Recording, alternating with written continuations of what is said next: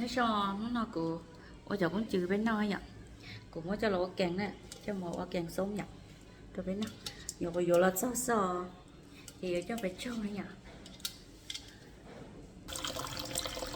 rồi nói rồi thầy nó người ta hậu cầu phụ gì mà đi nó chắc là món nó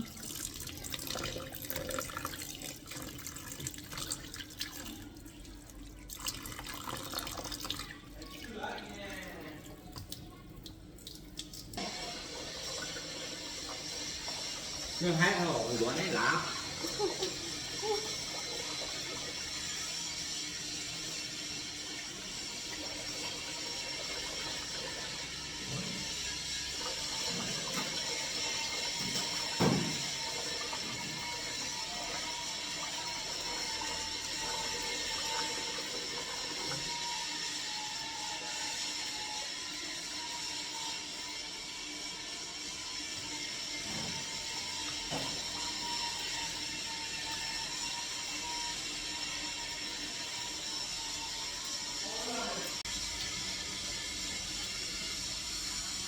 mất trâu hú này mất trâu ở lì bé vậy ạ thì mà đi mới cho một chén thì cho cái răng cái chén người cho cái răng thì đâu sợ hết tổng non và thành thọ của nó chụp vào mình nha rồi cũng trừ nó giờ ý lúa nhở ý lúa cho xẻn nè nghe đồ là chè đó là tốt hơi ý lúa non đó là do cầu đồ là thành thọ của nó thành thọ tay nói vậy thành thọ tay nó chỉ là cầu đồ là rồi bây giờ nhớ có chị do xẻn này nó cho lười ạ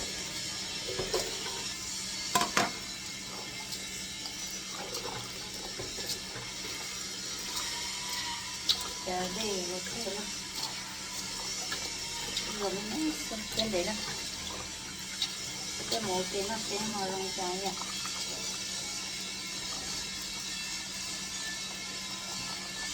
mất cho tài ạ mất cho tao thì của mất té nè của mất té cơ nên rong nó rồi mà đi ui mà đi đặt châu đấy liền á đặt châu đấy liền mà đi cho món té chỉ nọ thì nó là té ai ạ mất té mà tao tụi đấy treo tao chỉ biết đâu thế mà đi té là với tao này ạ mấy số có mỗi là giá của dây mét lắm không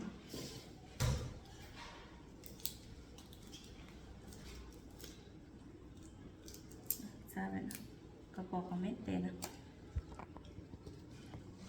nó cũng mất té à mất té đi nó cho chỉ nó chuẩn gió hết tôm đi thế nhỏ một lông tờ chí mong chị mất té đi nó còn nếu không có nói thế này thì mà lâu tao không cho ba mượn nó gì chỉ là hộp khăn nó sẽ ạ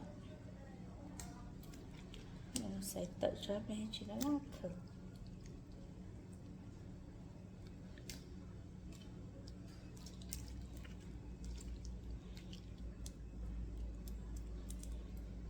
有些小是有些小nó sẽ học cái chả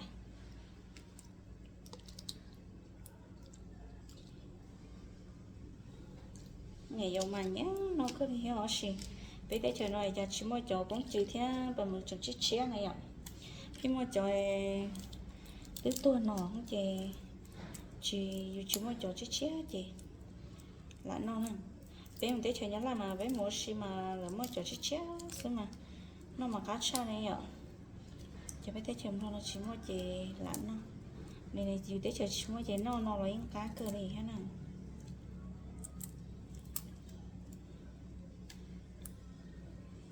cũng có thể tôi biết của tôi của mà đi thầu của mà cho nó sao hay tiêu tôn gì cá trái à đây của sao giờ nói nhở đồ ôm món không tôi có cái ô tô cá chào ô á xin nó thì cũng chỉ lâu nó nhiều nhiều thì cái nó nọ chưa nhiều nhiều nhé thì ô trong nhiều nhiều nó nhé thì cái nó ấy nhở thì cô sẽ dẫn nó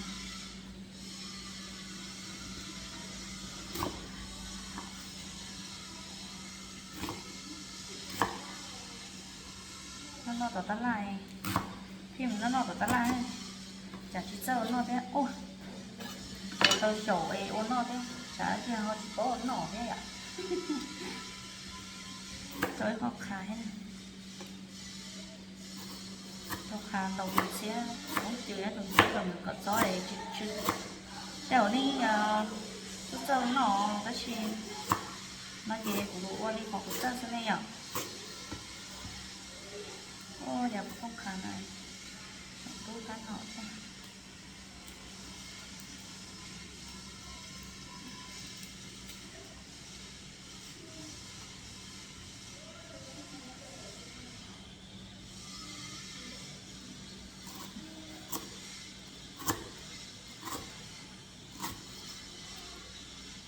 cho mình nó sẽ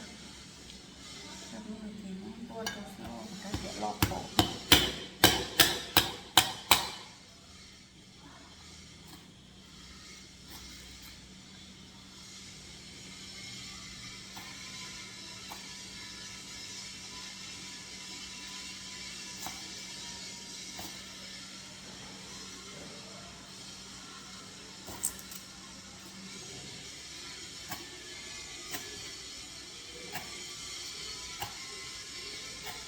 và nó cũng chỉ ra nó chung nó sẽ ok cũng hơi đôi chỉ mà phía có đó gì nhiều giống nó chỉ tao gì vậy chứ có sói ạ nó lú trâu vào góc nên là đó của tôi ok của trâu đây nè của trâu đen chứ nó trâu chỉ của ôi nhà nó trâu xí ạ trâu là nó còn muốn bôi của mà đi trâu cũng chịu trâu nè thì ít biết sẽ gì mới khó khăn trâu mình nhỏ trâu mà trâu của chó trâu của trâu lúc này cấm dầm nó trâu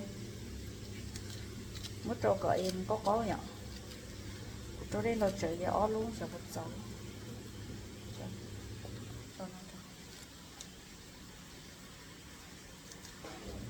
có cái phá giờ cô cũng chỉnh này trên xuống này ít xem mà là chỉ trâu mắc hàng là cái ship của chị nhật cho mắc hàng cho nó chỉ cho mày dùng gì này biết sai rồi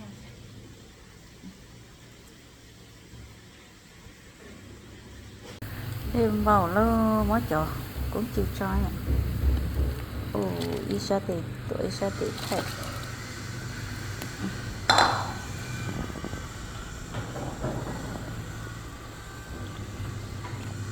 bí đà lơ bí chỉ cá lấy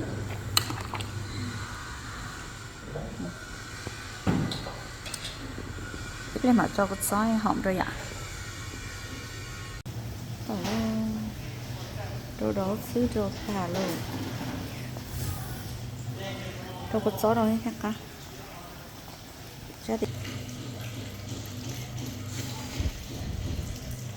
rồi lấy cho anh chế nó cho lọ quên thôi nó chuyện thế nè sừng mong món nhở rồi còn đi lọt thân tôi nhiều món nó thế rồi lấy cho anh cho nè anh cho sẽ lấy chỉ đã toàn xí cái ạ cho lọt tuấn nó này cho lọt tuấn nó mà nó dạ bé ạ nó sao thì nó đốt chung cho tao chị mình trước lấy cho nó làm gì thì mất xe mất không trong chị đâu đi đâu cho ô chia đâu cho học con chia sẻ cho dễ này ạ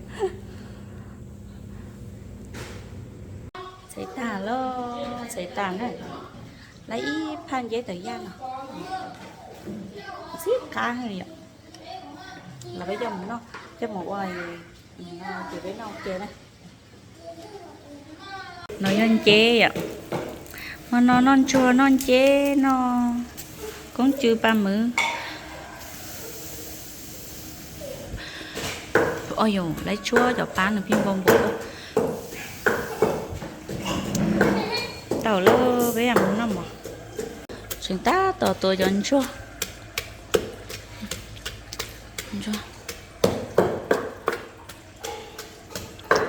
có cho kỹ lọc cơ. Tại tôi cho mình. Tuần cho gì bé trong món nọ xe ạ. Này là trong món nọ.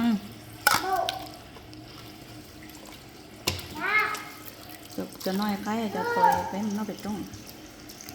Bị trống. Hết tí. Thảo luôn. Nó cho nó con chưa. Cho nó dân chế tự da này ạ. Đây bên nó một cái nó giờ là nó dân chua. Mà nó về bên nó xưa. Đó bên nó một cái. Nó tốn chưa này.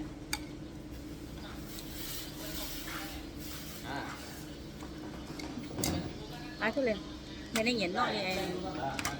Của nó này mà lấy về vô lỗ.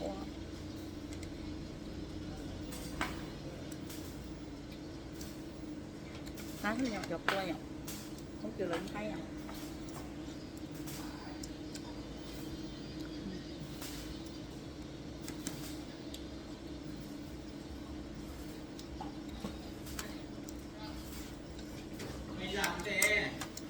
Này cũng chung.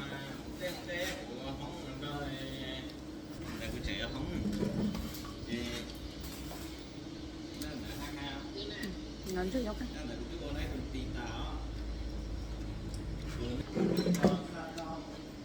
Này có gì vậy? Cú. Tốt không à? Nó có xài ra bên này một đồ rộng. Toàn đó còn hết tàu đây không có trên đâu vậy.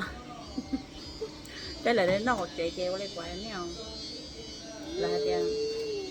Chứ cá à, thì nó đồ rộng thế. Chắc cá nữa vậy. Thì bé khi đó nó đồ rộng à. Nên gì? Ta ở đây đó.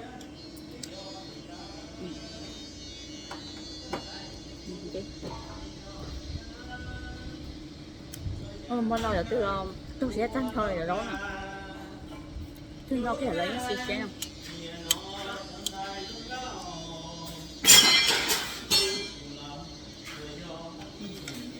Dạ, xin gì đó nào.